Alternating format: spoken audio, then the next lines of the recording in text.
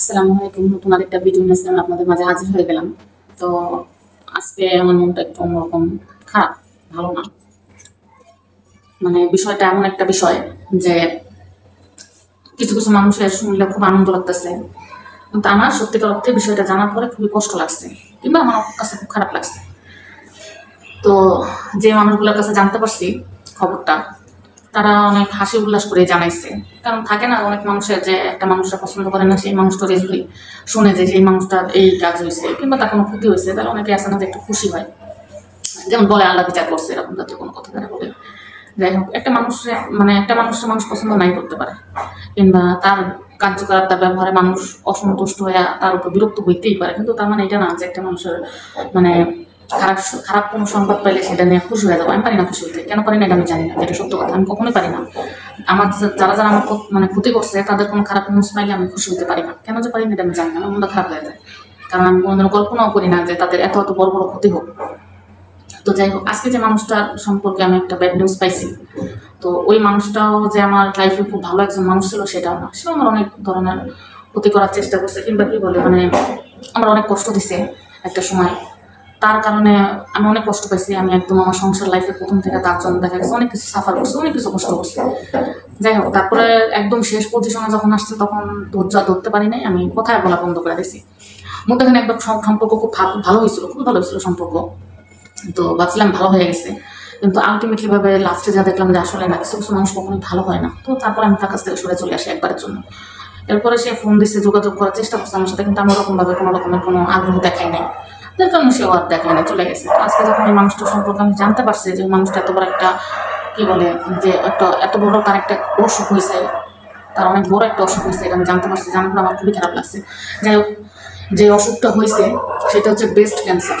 এটা আমি শুনছি, এটা আমার শোনা কথা, কারণ আমি এখন পর্যন্ত কথা বলতে গেলে কুকুরগুলা চিল্লায়, কোন যে যন্ত্রণায় আছি। ভিডিও যখনই করতে আসে তখনই কুকুরগুলা খুব ছোটো ছোটো আওয়াজ করে, আর একটা কুকুর চিল্লা উঠলে মানে আশেপাশে যে কটা কুকুর থাকে প্রত্যেকটা কুকুরই চিল্লায়। তো যাই হোক, যে কথা বলতেছিলাম, ওনার নাকি ব্রেস্ট ক্যান্সার হয়েছে। তো এটা আমি শুনছি, আমাদের এলাকার একটা মানুষ, তার কাছ থেকে জানতে পারলাম যে ওনার ব্রেস্ট ক্যান্সার হয়েছে। তো এটা খুবই বাজে একটা নিউজ আমার জন্য, কারণ আমার অনেক খারাপ লাগছে। যেহেতু তার স্বামী আছে, সন্তান আছে, আমি কখনোই চাই নাই যে আল্লাহ তার এত বড় একটা অসুখ দিই। যাই হোক, আমি দোয়া করি আল্লাহ যেন তার এই অসুখের থেকে মুক্তি দান করে। কারণ আমিও একটা নারী, সেও একটা নারী, আমারও স্বামী আছে, সন্তান আছে, তারও স্বামী আছে, সন্তান আছে, সংসার আছে। আমি কখনোই চাইবো না একজন নারী হয়ে আরেকজন নারীর কোনো রকমের কোনো ক্ষতি। সে যতই আমার ক্ষতি করুক, কিংবা সে যতই আমার কষ্ট দেখ না কেন আগে, তাই বলে আমি এখন ওই জিনিসটা মনে রেখে এই জিনিসটা কখনোই যাবো না। আমি সবসময় দোয়া করে আল্লাহ যেন তারা সুস্থ করে দেয়। আমার তার সাথে এখন পর্যন্ত এরকম কোনো কথা হয় নাই, আর আমার কথা বলার কোনো ইচ্ছাও নাই, কিন্তু আমি দূরে আসি, দূরে থেকে আমি তার জন্য দোয়া করি যে আল্লাহ যেন তারা সম্পূর্ণ সুস্থ করে দেয়। কারণ সে আমার ক্ষতি করছে দেখেছে, আমিও তার এই বিপদের সময় কিংবা তার এত বড় একটা খারাপ দুঃসংবাদ শোনার পরে আলহামদুলিল্লাহ বলবো, ওরকম মন মানসিকতা আমার তৈরি হয়নি এখনো পর্যন্ত। আমার বিষয়টা অনেক খারাপ লাগছে, যেটা সত্য কথা, আমি চাইনি কখনো যে, কারণ সে আমার পরিবারের একজন মানুষ, সে আমার পরিবারের একজন মানুষ। আমার পরিবারের মানুষ আমার যতই কষ্ট দিক না কেন, আমার যতই আঘাত করুক না কেন, দিন শেষে যদি তাদের কোনো খারাপ সংবাদ আমি শুনতে পারি, যদি তাদের, হ্যাঁ আমি স্পষ্ট ভাষায় বলি, সে মানুষটা আমার শ্বশুরবাড়ির মানুষ। আমার শ্বশুরবাড়ির মানুষের কাছে আমার কষ্ট পেয়েছে দেখে আমি এত দূরে সরে চলে আসছি, নাহলে আমি কখনোই আসতাম না। নিজের এলাকা ছেড়ে, নিজের বাড়ি ছেড়ে কেউ আসে না, আমি এত দূরে সরে চলে আসছি। তো কথা হচ্ছে যে আমি তারপর আমি চাই না যে মানুষগুলোর কোনো ক্ষতি হোক, বা ওই মানুষগুলা কষ্ট পাক, তাদের তারা মানে তাদের এমন ধরনের কোনো কিছু করে আমি চাই না। যে সব কিছু উপর আল্লাহ ইচ্ছে, আল্লাহ রোগ দিছে, আল্লাহ সারানোর মালিক, দেখা যাক কি হয়। তো আমি শুধু সবার উদ্দেশ্যে একটাই কথা বলবো যে মানে আল্লাহ কখন কারে কোন পজিশনে নিয়ে যায়, আল্লাহ কখন তারা কাকে কোন জায়গায় কোন ধরনের পৌঁছায়, এটা আল্লাহ ছাড়া কেউ জানে না। আমাদের প্রত্যেকেরই উচিত অহংকার, হিংসা এগুলো সব বাদ দিয়া দুনিয়াতে যতদিন বেঁচে থাকবো অন্তত পক্ষে সবার সাথে মিলেমিশে থাকা, এই জিনিসটা সবাই উচিত। আর আমি আজকে বোনদের, আমরা যারা নারী আছি, আমি তাদের উদ্দেশ্যে বলবো যে দুনিয়াটা ক্ষণস্থায়ী, আর এই ক্ষণস্থায়ী সময়টার ভিতরে যতটুকু পারবেন নিজের স্বামী, সংসার, নিজের সন্তানদেরকে সময় দেওয়ার চেষ্টা করবেন। আর আমাদের বেশিরভাগ মেয়েদের অভ্যাস আছে রাগারাগি হইলেই সাইডে চলে যাওয়া, কিংবা সাইডে যে বাপের বাড়িতে যে উঠে যাওয়া, কিংবা সেখানকার মানুষদের কথা শুনে আসছে স্বামীর সাথে উল্টাপাল্টা ব্যবহার করা, কিংবা স্বামী সাইডে দেওয়া। দুনিয়া তো সস্তা না। যতদিন পর্যন্ত আপনি আপনার স্বামীর শ্বশুর বাবার বাড়িতে গেলে যদি সেখানকার মানুষের সাথে যদি যাই আপনি আপনার নিজের সংসারের লাইফের কথা শেয়ার করেন, তারা বলবে চলে আসো তোমার খাবো।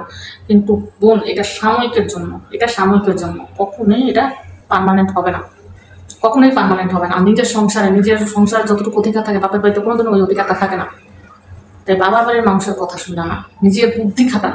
আমি সবাই একরকম সেটা বলতেছি না, নিজের বুদ্ধি খাটান, নিজে একবার চিন্তা করে দেখেন যে আপনি কোথা থেকে কোথায় ভালো আছেন। একসাথে দুটো মানুষ থাকলে ঝগড়া হবে, ঝামেলা হবে, কিন্তু তার মানে এটা না যে সবকিছু একবারের জন্য শেষ করে দেওয়া।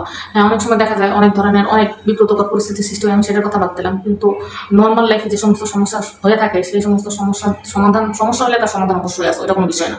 কিন্তু আমরা নারীরা যেটা মানে বেশি করি, যে মনে করে আমাদের সাপোর্ট তো আছে, সমস্যাটাকে আমরা ওখানে যে গেলেই হয়ে গেল, কখনোই না, এটা সম্ভবই না।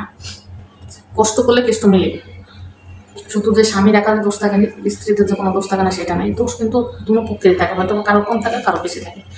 তো এই জিনিসগুলো নিয়ে বাবার বাড়িতে না শেয়ার করে, আশেপাশে শেয়ার না করে, স্বামী স্ত্রী দুজনের সাথে কথা বলেন, দুজনের সাথে মিউচুয়ালে বসেন, দুজনের বোঝার চেষ্টা করেন, ইনশাআল্লাহ কখনোই কোনো সমস্যা থাকবে না, সমাধান আল্লাহ পাকের তরফ থেকেই চলে আসবে। আর স্বামীর নামে বদনাম বলা নারীদের একটা সব থেকে বাজে স্বভাব, এই কাজটা বন্ধ করা উচিত। এই কাজটা যে নারী খুব মানে সহজে নিজেকে আয়ত্ত করতে পারবে, স্বামীর নামে বদনাম রকম করতে পারবে, সেই নারী সংসারে কখনোই আল্লাহ অশান্তি ঘটাবে না। যদি কোনো মানুষ আসেও অশান্তি ঘটাইতে, আমার ঠান্ডার জন্য হয়তো নাকে নাকে কথা আসতেছে, আল্লাহ যদি কোনো মানুষের দ্বারাও তার সংসার অশান্তি লাগে, আল্লাহ সেটা নিজের থেকে সরাই দেবে, এটা কখনোই হবে না। তাই যতটুকু পারবেন নিজের স্বামীর সম্পর্কে মানুষের কাছে বদনাম বলা থেকে বিরত থাকবেন। আপনার স্বামীর সমস্যা আপনি মানুষের কাছে বললে সেটার প্রবলেম সলভ হবে না, সেটা প্রবলেম মানুষ সলভ করতে পারবে না।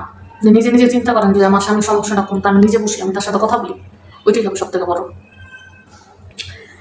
তো অনেক কথা বললাম, যদি আমার কথায় যদি কেউ কোনো কষ্ট পেয়ে থাকেন, আর আমার মানে বলা যদি কোনো রকমের কোনো ভুল ত্রুটি হয়ে থাকে, তাহলে অবশ্যই আমার কমেন্ট দৃষ্টিতে দেখবেন। আর যদি আমার ভিডিওটা ভালো লাগে অবশ্যই একটা লাইক করবেন, কমেন্ট করবেন, সাবস্ক্রাইব করে আমার চ্যানেলটার পাশেই থাকবেন।